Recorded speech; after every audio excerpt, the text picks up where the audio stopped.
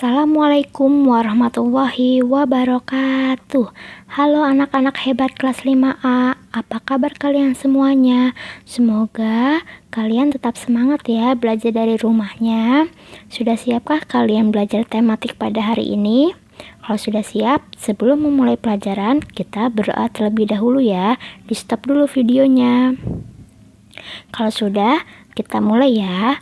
Pada hari ini kita akan belajar tentang organ gerak dan fungsinya pada manusia.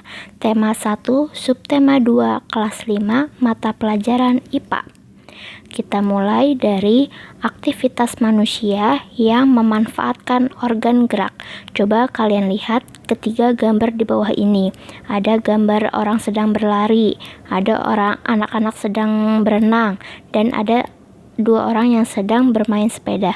Ketiga gambar ini merupakan contoh aktivitas manusia yang memanfaatkan organ geraknya. Tentu saja ketiga kegiatan ini memiliki banyak manfaat, yaitu bisa mengasyikkan karena kegiatan ini bisa dilakukan bersama keluarga maupun bersama teman, dan tentu saja menyehatkan karena dari ketiga kegiatan ini yang memanfaatkan organ geraknya bisa membuat tubuh menjadi sehat dan bugar. Masih ingatkah kalian organ gerak pada manusia itu apa saja? Kita mulai. Organ gerak manusia itu ada dua. Ada alat gerak pasif berupa rangka dan tulang, dan alat gerak aktif berupa otot.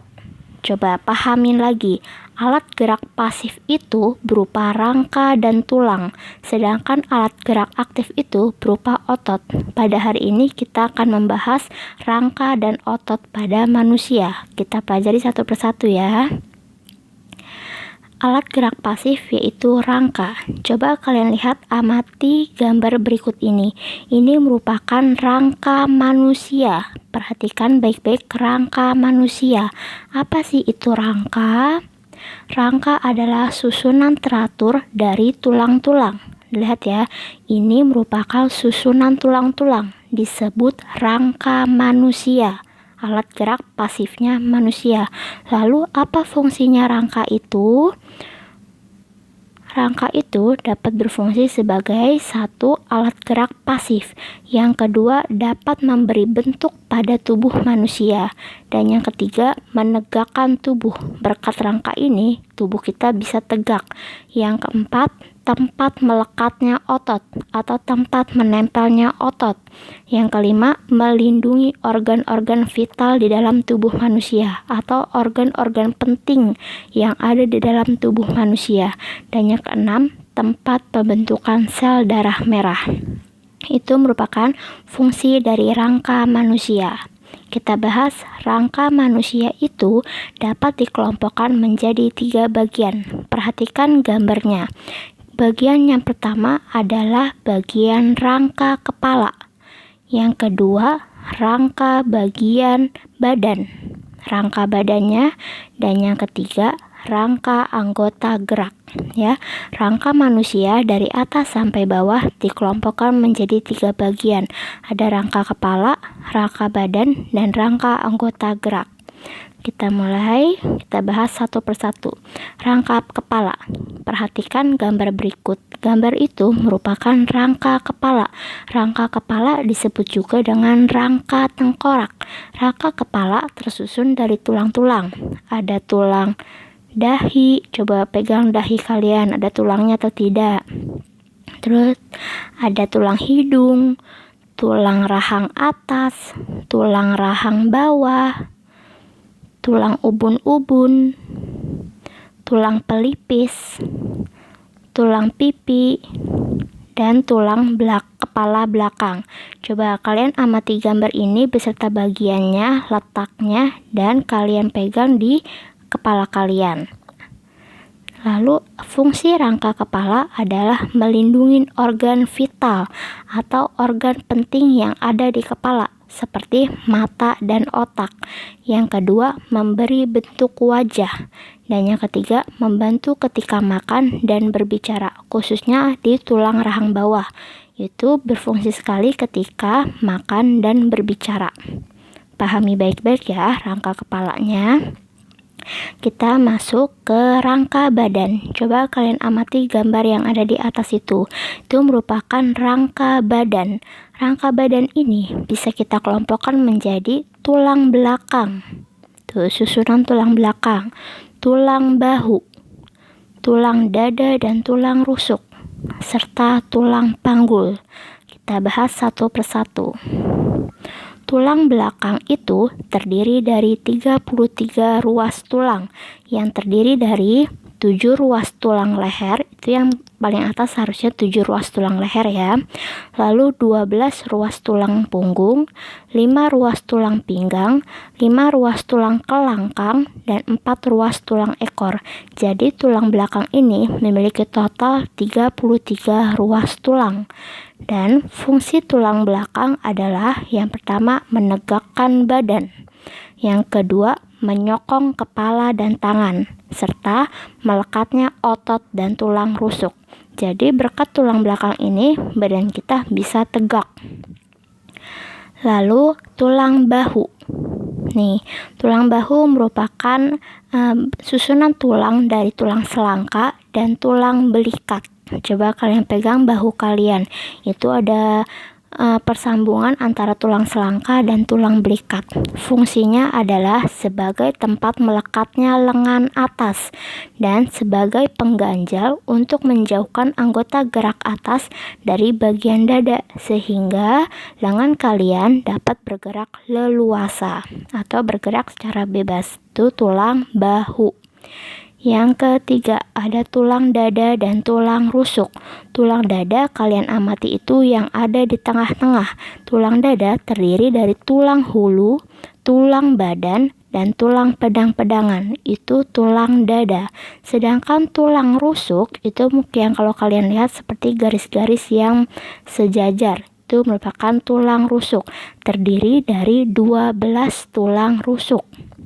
12 pasang tulang rusuk. Ada terdiri dari tulang rusuk sejati ada 7 pasang, tulang rusuk palsu 3 pasang, dan tulang rusuk melayang ada 2 pasang. Jadi totalnya tulang rusuk itu ada 12 pasang. Fungsinya tulang dada dan tulang rusuk adalah melindungi organ vital di dalam rongga dada seperti jantung dan paru-paru, dilindungi oleh tulang dada dan tulang rusuk. Selanjutnya adalah tulang panggul. Nih, di tulang panggul ini terdiri dari ada tulang pinggul, tulang duduk, serta tulang kemaluan. Fungsinya yang pertama menyangga badan ketika duduk. Yang kedua, melindungi organ vital di dalam perut. Yang ketiga, melekatnya tulang paha atas. Ini fungsi dari tulang panggul. Coba diingat lagi tadi, di rangka badan ada 4 bagian, yaitu tulang belakang, tulang rusuk dan dada, ketiga tulang bahu, dan yang keempat tulang panggul. Itu tadi keempat itu merupakan bagian dari rangka badan. Selanjutnya kita masuk ke rangka anggota gerak. Di rangka anggota gerak ini ada 2, yaitu tulang anggota gerak atas berupa tangan dan tulang anggota gerak bawah berupa kaki. Tuh, diamati gambarnya ya. Tangan itu anggota gerak atas dan kaki itu anggota gerak bawah. Nih, perbedaan antara anggota gerak atas dan anggota gerak bawah. Kalau anggota gerak atas ada tulang lengan atas, tulang pengumpil, tulang hasta, tulang pergelangan tangan, dan tulang jari-jari tangan. Sedangkan di anggota gerak bawah atau kaki ada tulang paha, tulang tempurung lutut, tulang betis, tulang kering, tulang pergelangan kaki, tulang telapak tangan, telapak kaki, dan tulang jari kaki. Jadi ingat, anggota gerak atas itu adalah tangan dan anggota gerak bawah itu adalah kaki. Selanjutnya itu tadi adalah alat gerak pasif berupa rangka. Sekarang kita masuk ke alat gerak aktif berupa otot. Nih, diamati otot manusia. berupa daging-daging gitu ya. Nih, otot adalah jaringan dalam tubuh manusia yang bisa menggerakkan tulang. Jadi berkat adanya otot ini, tulang bisa bergerak. Fungsi dari otot adalah 1. Menggerakkan tulang. Yang kedua, menggerakkan organ tubuh. Yang ketiga, mengalirkan darah ke seluruh tubuh. Otot itu terdiri dari 3 jenis. Ada otot polos, otot lurik, dan otot jantung. Dilihat ketiga perbedaan gambarnya ini. Polos, lurik, dan jantung. Kita bahas satu persatu. Di otot polos kalian lihat tuh, di situ ada gambar organ pencernaan, berarti menandakan otot polos ini terdapat di saluran pencernaan. Nih, ciri-ciri otot polos. Pertama, berbentuk gelendong. Ya, gelendong-gelendong. Yang kedua, terletak pada organ dalam. Contohnya tuh dari sistem pencernaan, dari lambung, usus halus, usus besar, itu ada otot polos. Yang ketiga, memiliki 1 inti sel yang berada di tengah. Inti sel itu merupakan titik-titiknya yang berada di tengah-tengahnya. Yang keempat, pergerakan ototnya lambat dan mudah lelah, yaitu 5. Bekerjanya dengan sendiri, tidak dipengaruhi otak. Itu otot polos. Amati gambarnya, itu gelendong, ada 1 inti sel di tengah dan terletak di saluran pencernaan. Yang kedua ada otot lurik. Tuh, otot lurik ada gambar di rangka. Berarti otot lurik ini tuh bentuknya silindris dengan garis gelap terang. Silindris itu kayak lurus terus, memiliki 1 inti sel yang terletak di tepinya atau di pinggir-pinggirnya, melekat pada rangka. Tuh kan ada rangka tangan, otot luriklah yang melekat di rangkanya. Maka dari itu otot lurik ini juga disebut dengan otot rangka. Yang keempat, bekerja atas perintah otak. Yang kelima, bekerja dengan cepat tetapi mudah lelah. Ya, otot yang berada di rangka disebut otot lurik. Yang ketiga ada otot jantung. Berarti udah otot jantung, terletaknya sudah pasti di jantung. Lihat ciri-cirinya, berbentuk silindris dan memiliki percabangan. Tuh ada cabang-cabangnya, jadi saling menyambung satu sama lain. Kalau tadi otot lurik silindris lurus doang, kalau ini memiliki cabangnya. Yang kedua, memiliki 1 inti sel yang terletak di tengah. Ingat, inti sel itu yang bulat-bulatan di tengah-tengah itu. Yang ketiga, terletak pada jantung. Yang keempat, bekerja tanpa kesadaran. Yang kelima, bekerja terus-menerus tanpa istirahat. Namanya juga jantung, selalu memompa darah dari jantung. Itu contoh-contoh jenis-jenis dari otot. Sekarang apa sih manfaat otot dan sendi itu? Rangka manusia merupakan alat gerak pasif. Tadi sudah dijelaskan, rangka manusia merupakan alat gerak pasif karena hanya dapat digerakkan jika ada otot dan persendian. Otot adalah sebuah jaringan tubuh manusia dan hewan yang memiliki kemampuan berkontraksi atau memendek dan relaksi memanjang. Coba kalian nih, lengan kalian mengangkat sebuah barbel. Tuh ototnya sedang memendek atau sedang berkontraksi. Sedangkan kalau dia tidak mengangkat barbelnya, tangannya biasa aja ke bawah, itu sedang relaksasi atau sedang memanjang. Kalau kegiatan di gambar ini merupakan sedang berkontraksi atau sedang memendek. Otot ini dapat mengangkat tulang saat berkontraksi. Lalu kita bahas tentang sendi. Tempat pertemuan antara beberapa buah tulang disebut sendi. Ada beberapa jenis dari sendi. Yang pertama, coba kalian amati, sendi putar. Pertemuan tulang leher dan tengkorak. Sendi putar ini ada di pertemuan tulang leher dan tengkorak. Sendi ini dapat digerakkan memutar. Coba kalian putar antara tulang leher dan tengkorak. Bisa putarkah? Itu namanya sendi putar. Yang kedua ada sendi engsel. yaitu pertemuan tulang lengan atas dan tulang hasta. Sendi ini hanya dapat digerakkan ke satu arah saja. Coba kalian praktekkan. Antara tulang lengan atas dan tulang hasta hanya bisa digerakkan ke satu arah saja.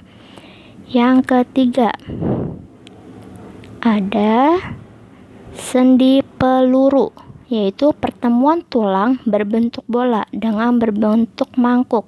Sendi ini dapat bergerak ke semua arah. Itu ada di lengan, di paha atas.